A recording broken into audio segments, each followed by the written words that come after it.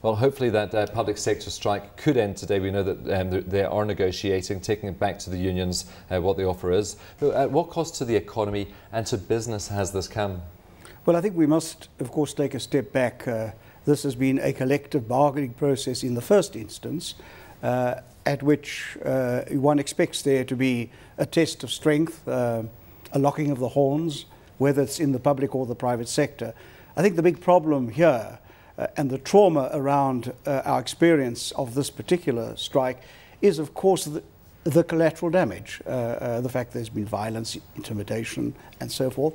So quite clearly there have been other messages attached to what would otherwise be a normal collective bargaining process, where the employer, in this case the government, and the employees, the civil servants, will negotiate and will reach a deal. Quite clearly, there are a number of extra dynamics here which have caused a much more serious fallout. So hopefully now it can be settled this week, and then we'll have to look at what are the lessons of this, what are the consequences, what are the unintended consequences of the fact that we've had this experience.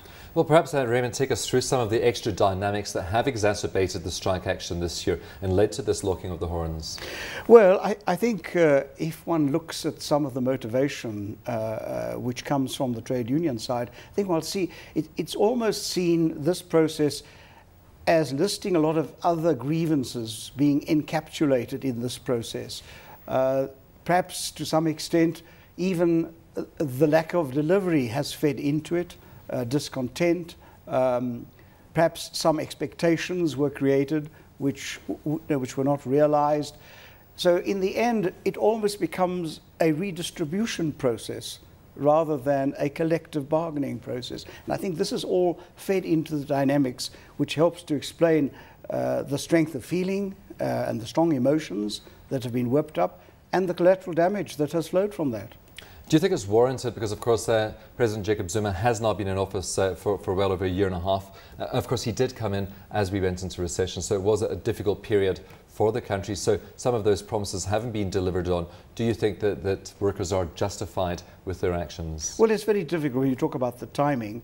If one could wave a wand and have everything happen at once, we'd have less problems. But life isn't like that.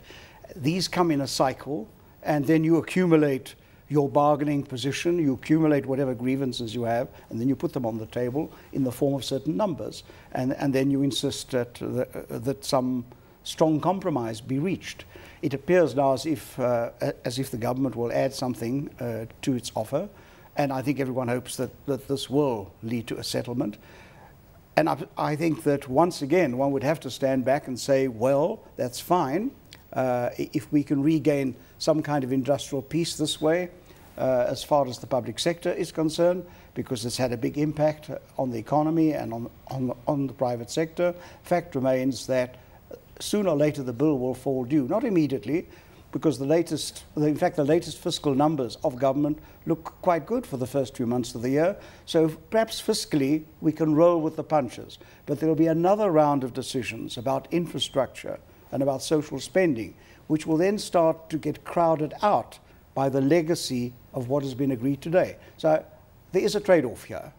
And to use the famous phrase, even here there is no free lunch. So what are some of the lessons that we can learn from this? And also, how do we manage wage expectations going forward from here, particularly when we sit in a very low interest rates environment at this stage and a low inflation environment? Well, I think there are really two aspects. The first is one does need to manage the process better. After all, on the government side, you know well in advance what's in the pot, because in February you have the budget and you know what is likely to come up on the radar screen. So that needs to be managed, and if there are going to be challenges, one should hope that they will be addressed sooner rather than later, so that it could become a more normalized collective bargaining process. I think that's the one point. The second point is, of course, that we do need to perhaps lift out some of the skills, the scarce skills that we need in the public sector, and we must reward them accordingly. This idea that one size fits all can't work with this large number of employees. And the third is, of course, the issue of productivity. You can afford almost any wage claim you like if you're getting the productivity. then that's a just reward to the workers if you can get the productivity up. So one of the lessons that must come out of this is, how do you improve the productivity and delivery of the public sector? I think that's one of the important challenges that's got to come out of this process. Raymond, I think you came in at the tail end of our previous discussion. We were talking about interest rates going forward, obviously on the back of the data out this morning, money supply and credit extension.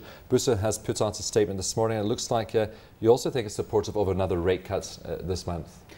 Yes, I think that the BUSA view is that the balance of risks has now shifted quite considerably with a more favourable inflation outlook. We have still a very weak recovery in the economy. We have a strong rand.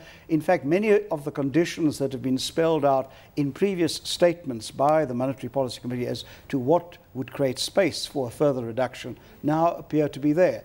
So the BUSA view is that next week we hope that there can be a further cut in interest rates. It's not a silver bullet. I think we must understand that. But when you're facing the sort of challenges we are facing, both externally and internally, then at least on the monetary policy side, if you can do something, then do it. Because it's both important for consumer and business confidence. And that's probably the most important factor that we have to deal with at the moment in the South African economy.